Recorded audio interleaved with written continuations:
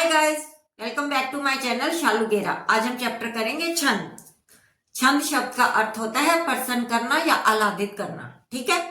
छंद शब्द का प्रथम उल्लेख किसमें मिलता है? ऋग्वेद में। कहाँ मिलता है छंद शब्द का प्रथम उल्लेख? ऋग्वेद में। ठीक है। छंद शास्त्र को हम पिंगल शास्त्र भी कहते हैं। क्या कहते हैं? पिंगल शास्त्र कहते हैं। क्यों कहते हैं पिंगल शास्त्र? क्योंकि जो इसके आदि रचयिता हैं, जिन्होंने शुरू में इसकी रचना की थी, वो पिंगल ऋषि थे। ठीक है। छंद शास्त्र को क्या कहते हैं? पिंगल शास्त्र कहते हैं। क्यों कहते हैं? क्योंकि जो इसके आदि रचयिता है वो पिंगल ऋषि हैं। ठीक है। छंद के 7 अंग हैं। कितने अंग हैं? अंग कितने हैं? 7 हैं। और छंद के भेद कितने हैं? 3 हैं। ठीक है।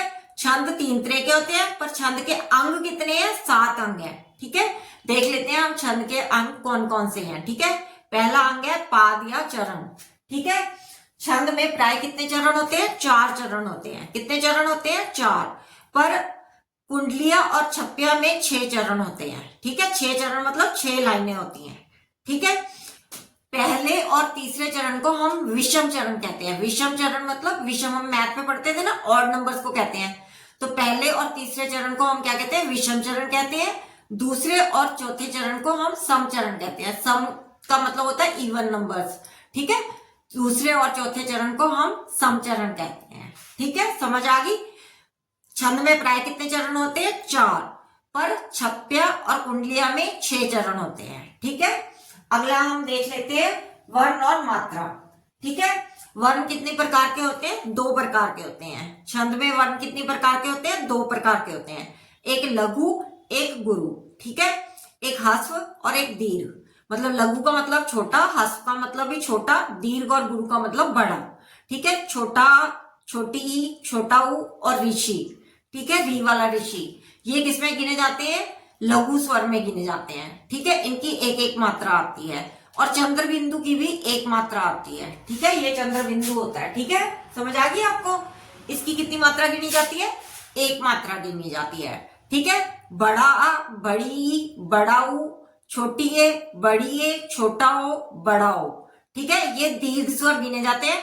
इसकी 2 मात्राएं गिनी जाती हैं। और 2 मात्राएं लिखने के लिए हम ये एस का साइन लगाते हैं। ठीक है। ये एस का साइन लगाते हैं। ठीक है। और अनुस्वार की भी 2 मात्राएं गिनी जाती हैं। विसर्ग की भी 2 मात्राएं गिनी जाती हैं। ठीक है। इन्हें हम क्या कहते हैं? गुरु। ठीक है। जिसकी 1 मात्रा होती है उसे लघु कहते हैं। जिसकी 2 मात्राएं होती हैं उसको गुरु कहते हैं। ठीक है। समझ आ गई? वर्ण कितनी प्रकार के होते हैं? 2 प्रकार के, लघु और दीर्घ, या ह्रस्व और गुरु। ठीक है। समझ आ गई? अब नेक्स्ट करते हैं हम संख्या या क्रम। वर्णों और मात्राओं की गणना को संख्या कहते हैं। ठीक है। वार्णिक छंद में क्या होता है? सभी वर्ण समान होते हैं। मतलब गिनती में जैसे अगर सभी में 16 वर्ण आ रहे हैं तो 16 ही सभी में अक्षर आएंगे चारों लाइनों में। ठीक है। और मात्रिक छंद में क्या होता है? जैसे चौपाई में सभी में चारों चरण में 16-16 मात्राएं होंगी। ठीक है। वर्णों और मात्राओं की गणना को क्या कहते हैं? हम संख्या कहते हैं। वार्णिक छंद में सभी वर्ण जो है, सभी अक्षर की गिनती जो है वो समान होगी। सम मात्रिक छंद में मात्राओं की जो गिनती है वो समान होगी। समझ आ गई? अगला हम कर लेते हैं गण। 3 वर्णों का एक गण होता है। ठीक है। ये ना वार्णिक छंद में ही गण आते हैं, मात्रिक छंद में गण नहीं आते। 3 वर्णों का एक गण होता है। ठीक है। और टोटल गण कितने होते हैं? 8 होते हैं। ठीक है। गणों की संख्या कितनी होती है? 8 होती है। गति, कविता के पढ़ने के प्रवाह को गति कहते हैं। ठीक है। जैसे अब हम ये चौपाई पढ़ रहे हैं। ठीक है। इसको हम जिस लय में पढ़ेंगे, मतलब सारी लाइनें एक ही लय में पढ़ेंगे ना। अगर धीरे पढ़ेंगे तो चारों लाइनें धीरे धीरे पढ़ेंगे, अगर तेज पढ़ेंगे तो चारों लाइनें तेज तेज पढ़ेंगे। मतलब एक ही गति से पढ़ेंगे ताकि वो अच्छी लगे। ठीक है। जैसे अब मैं आपको पढ़ के सुना देती हूँ ये चौपाई की लाइनें। इसकी गति पे आप ध्यान देना। गति मतलब प्रवाह। जय हनुमान ज्ञान गुण सागर, जय कपीश तिहु लोक उजागर, राम दूत अतुलित बलधामा, अंजनी पुत्र पवन सुत नामा। मतलब चारों लाइनों की जो लय थी वो समान थी। ठीक है। समझ आई आपको? तो इसे हम क्या कहते हैं? गति कहते हैं। ठीक है। यति या विराम। विराम या यति मतलब जहां हम ठहरते हैं। ठीक है। जैसे अब इसी चौपाई को हम दोबारा पढ़ते हैं। जय हनुमान ज्ञान गुण सागर, जय कपीश तिहुलोक उजागर। सागर के पास हमने थोड़ा सा ठहराव आया था ना, रुके थे, सांस ली थी हमने, तो ये क्या है, यति या विराम इसको कहते हैं। ठीक है, उजागर के बाद में हम ठहर रहे हैं तो इसे हम क्या कहते हैं, यति या विराम कहते हैं। ठीक है, छंदों में विराम या रुकने के स्थलों को यति कहते हैं। सांस लेते हैं ना हम, बीच में रुकते हैं, जहां पे कॉमा आता है या पूर्ण विराम आता है, उसे क्या कहते हैं, यति या विराम कहते हैं। ठीक है, तुक क्या होता है, चरण के अंत में आने वाले समान वर्णों को तुक कहते हैं। ठीक है, जिन छंदों में समान तुक होती है उनको तुकांत छंद कहते हैं, और जिन छंदों में समान तुक नहीं होती उन्हें अतुकांत छंद कहते हैं। ठीक है, जैसे अब ये चौपाई देख लेते हैं। ठीक है, जय हनुमान ज्ञान गुण सागर, जय कपीश त्रिहुलोक उजागर। सागर और उजागर एक तुक आई है, तो ये क्या है, तुकांत छंद है। ठीक है, रामदूत अतुलित बलधामा, अंजनी पुत्र पवन सुतनामा। बलधामा और सुतनामा में समान तुक आई है, तो ये क्या है, तुकांत छंद है। ठीक है, छंद के भेद कितने हैं, 3। छंद के अंग कितने थे, 7। छंद के भेद कितने हैं, 3। कौन कौन से भेद है, वार्णिक छंद, मात्रिक छंद और मुक्त छंद। वार्णिक छंद हम बाद में करेंगे। ठीक है, अभी हम मात्रिक छंद कर लेते हैं। ठीक है, मात्रिक छंद 3 प्रकार के होते हैं। कितने प्रकार के होते हैं, 3 प्रकार के होते हैं। कौन कौन से होते हैं, सब मात्रिक छंद। सम मात्रिक छंद में क्या होता है, सभी मात्राएं चारों चरणों में समान होती हैं। ठीक है, उसे क्या कहते हैं, सम मात्रिक छंद। ठीक है, अर्ध सम छंद। अर्ध सम छंद क्या होता है, इसके पहले और तीसरे चरण की मात्राएं सेम होती हैं, दूसरे और चौथे चरण की मात्राएं सेम होती हैं। ठीक है, इसे हम क्या कहते हैं, अर्ध सम छंद। ठीक है, इसके बाद विषम मात्रिक छंद। विषम मात्रिक छंद में क्या होता है, 6 चरण होते हैं। कुंडलीय और छप्य ये क्या है, विषम मात्रिक छंद के उदाहरण है। ठीक, जिस शब्द से हम छंद की शुरुआत करते हैं उसी शब्द से हम छंद का अंत करते हैं, वो कुंडलिया का उदाहरण होता है। ठीक है, अगर आपको पेपर में कोई छंद लिखा हुआ आए और पूछा जाए नीचे ये कौन सा छंद है, अगर वो जिस शब्द से शुरू हुआ है और उसी शब्द पे उसका अंत हो रहा है, 6 लाइनों का 6 चरण का छंद है, तो वो कुंडलिया छंद होगा। ठीक है, कुंडलिया छंद दोहा प्लस रोला को मिला के बनता है। 2 लाइनें दोहा की होती हैं, 4 लाइनें रोला की होती हैं। ठीक है, कुंडलिया में दोहा और रोला दोनों छंदों को मिला के बनता है। 2 लाइनें दोहा की होती हैं, 4 लाइनें रोला की होती हैं। ठीक है, छप्या छंद में 6 चरण होते हैं। ठीक है, ये रोला प्लस उलाला को मिला के बनता है। ये किसे मिला के बनता है, रोला छंद और उलाला छंद को मिला के बनता है। 4 लाइनें रोला की आती हैं, 2 लाइनें उलाला की आती हैं, छंद की आती हैं। 4 लाइनें रोला छंद की आती हैं, 2 लाइनें उलाला छंद की आती हैं। ठीक है, छप्या में समझ आ गई आपको। अब हम इसे डिटेल में कर लेते हैं। ठीक है, सम मात्रिक छंद में सभी जो मात्राएं हैं वो समान आती हैं। ठीक है, कौन कौन से होते हैं सम मात्रिक छंद, चौपाई। चौपाई में 16 मात्राएं आती हैं। गीतिका में 26 मात्राएं आती हैं। हरि गीतिका में 28 मात्राएं आती हैं। रोला में 24 मात्राएं आती हैं। ठीक है, चौपाई में 16 मात्राएं आती हैं, गीतिका में 26 मात्राएं आती हैं, हरि गीतिका में 28 मात्राएं आती हैं, रोला में 24 मात्राएं आती हैं। ठीक है, अर्धसम छंद उल्लाला में पहले और तीसरे चरण में 15 मात्राएं आती हैं, दूसरे और चौथे चरण में 13-13 मात्राएं आती हैं। ठीक है, दोहा में पहले और तीसरे चरण में 13-13 मात्राएं आती हैं, दूसरे और चौथे चरण में 11-11 मात्राएं आती हैं। सोरठा में दोहा का उल्टा होता है। ठीक है, सोरठा में पहले और तीसरे चरण में 11-11 मात्राएं आती हैं, दूसरे और चौथे चरण में 13-13 मात्राएं आती हैं। ठीक है, बरवे में पहले और तीसरे चरण में 12-12 मात्राएं आती हैं, दूसरे और चौथे चरण में 7-7 मात्राएं आती हैं। ठीक है, समझ आ गई आपको।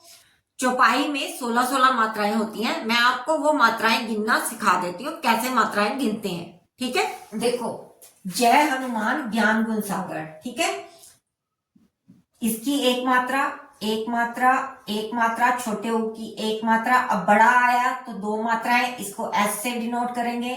इसकी एक मात्रा, बड़ा की मात्रा आई है, इसको 2 मात्रा से डिनोट करेंगे एस से। ठीक है, इसकी एक मात्रा। ठीक है, इसकी छोटे ऊ की मात्रा 1 1। अब सागर में बड़े आ की मात्रा आई है, 2 मात्राएं, इसको ऐसे डिनोट करेंगे, इसको 1 1। ठीक है, अब इसको गिन लेते हैं, 1 2 3 4 5 6 7 8 9 10 11 12 13 14 15 16। कितनी मात्राएं हैं, 16। इसके प्रत्येक चरण में कितनी मात्राएं होती हैं? 16। अब मैं आपको लास्ट लाइन गिन के दिखाती हूँ, क्योंकि ये लास्ट लाइन जो है समझने वाली है, ठीक है, अंजनी की, ठीक है। ये अनुस्वार आया ना, तो इसकी कितनी मात्राएं हो जाएंगी? 2। तो ये हम कैसे डिनोट करेंगे? ऐसे, ठीक है, ये एक, ठीक है। अब पुत्र की, पुत्र में ये एक मात्रा लगनी चाहिए ना, पर ये संयुक्त शब्द है ना। संयुक्त शब्द से पहले अगर लघु वर्ण आता है तो वो लघु वर्ण दीर्घ हो जाता है, ठीक है। ये संयुक्त शब्द है ना, त्र से पहले लघु वर्ण आया है तो वो दीर्घ हो जाएगा, ठीक है। समझ आइए आपको? ये पवन सुतनामा, सुतनामा। अब हम इसकी मात्राएं गिनते हैं, ठीक है। 2 3 4 5 6 7 8 9 10 11 12 13 14 15 16। समझ आई कैसे गिनी? संयुक्त शब्द, ये मैंने यहां पे लिखा भी हुआ है नोट में, यदि लघु स्वर वाले व्यंजन के बाद संयुक्त व्यंजन आता है तो लघु स्वर गुरु हो जाता है। समझ आइए आपको? मेरी बात समझ आइए? अब ये संयुक्त व्यंजन था, त्र जो था संयुक्त व्यंजन था। इससे पहले क्या था? लघु। वो लघु जो है वो क्या हो जाता है? गुरु हो जाता है, दीर्घ हो जाता है। तो हमने ये दीर्घ कर दिया। समझ आई? और इसको जो संयुक्त व्यंजन था उसको एक ही गिनना है मात्रा। समझ आ गई आपको? अब हम आगे देख लेते हैं, ठीक है। दोहा में दोहा क्या है? श्री गुरु चरण सरोज रज निजमन मुख सुधार वर्णो रघुवर विमल जस जो दायक फलचार, ठीक है। श्री बड़ी की मात्रा है तो 2, ऐसे डिनोट करेंगे। गुरु 1, ये छोटे रू में छोटे ओ की मात्रा होती है, ठीक है, ये इसलिए छोटे ओ की मात्रा है तो ये 1 ही आएगी मात्रा, ठीक है। चरण 1 2 3, ठीक है।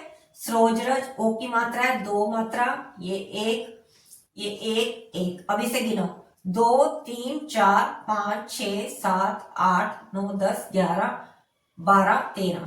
कितनी मात्राएं होगी? 13। पहले और तीसरे चरण में कितनी होती है? 13 13। अब तीसरे चरण की भी गिन लेते हैं।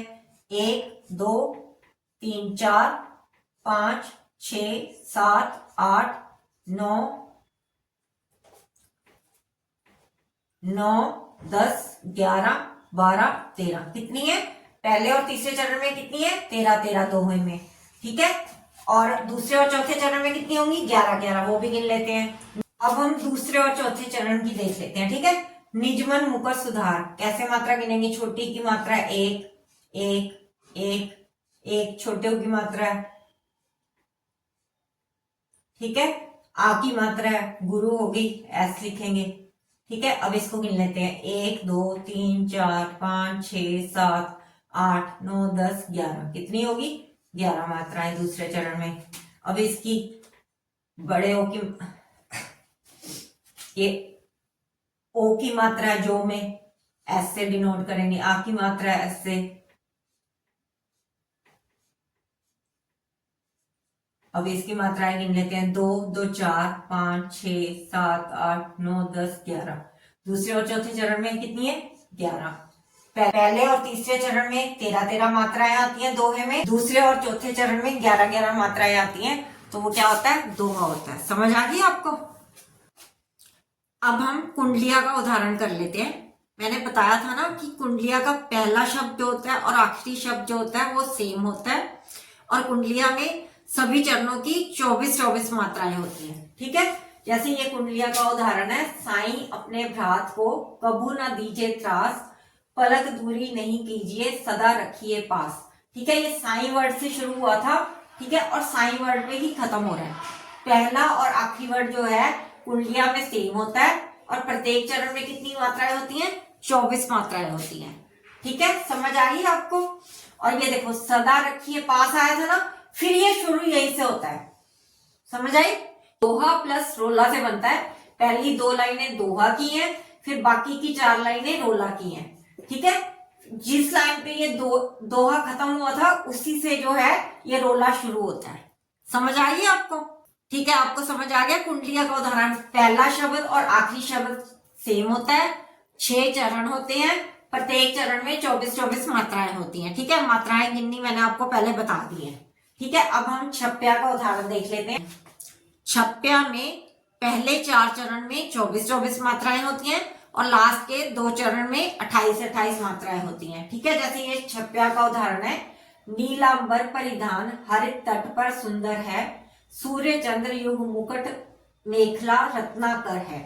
ठीक है, तो ये 24-24 मात्राएं हैं और लास्ट में करते अभिषेक प्योद हैं बलिहारी इस वेश की, हे मातृभूमि तू सत्य ही सगुण मूर्ति सर्वेश की। ठीक है, ये मात्राएं गिनी हुई हैं, आप देख सकते हो, मैंने गिननी पहले आपको बता दी है। ठीक है, ऐसे ही सोरठा में कुंद इंदु समदेह उमा रमण करुणा अयन जाही दीन पर ने करहु कृपा मर्दन में। सोरठा में क्या होता है, पहले और तीसरे चरण की मात्राएं सेम होंगी, दूसरे और चौथे चरण की सेम होगी। अब हम गिन लेते हैं, पहले चरण में कितनी है, 2 1 3 4 5 6 7 8 9 10 11, कितनी मात्राएं हैं, 11। तीसरे चरण में भी 11 मात्राएं होंगी। तीसरे चरण में गिन लेते हैं 2 3 4 5 6 7 8 9 10 11। पहले और तीसरे चरण में सोरठा में कितनी होती है, 11 मात्राएं, और दूसरे और चौथे चरण में कितनी होती है, 13 मात्राएं। दोहे में क्या होता है, इसका उल्टा होता है, पहले और तीसरे चरण में 13 मात्राएं, दूसरे और चौथे चरण में 11 मात्राएं होती हैं। ठीक है, अब इसमें ये दूसरे और चौथे चरण की भी गिन लेते हैं, 1 2 3 4 5 6 7 8 9 10 11 12 13। ठीक है, और ये 1 2 3 4 5 6 7 8 9 10 11 12 13। ये देखो, अब ये संयुक्त वर्ण थे, कृपा संयुक्त वर्ण कितना है ना, तो ये संयुक्त वर्ण से पहले कोई वर्ड नहीं आया तो हमें इसे 1 गिना है।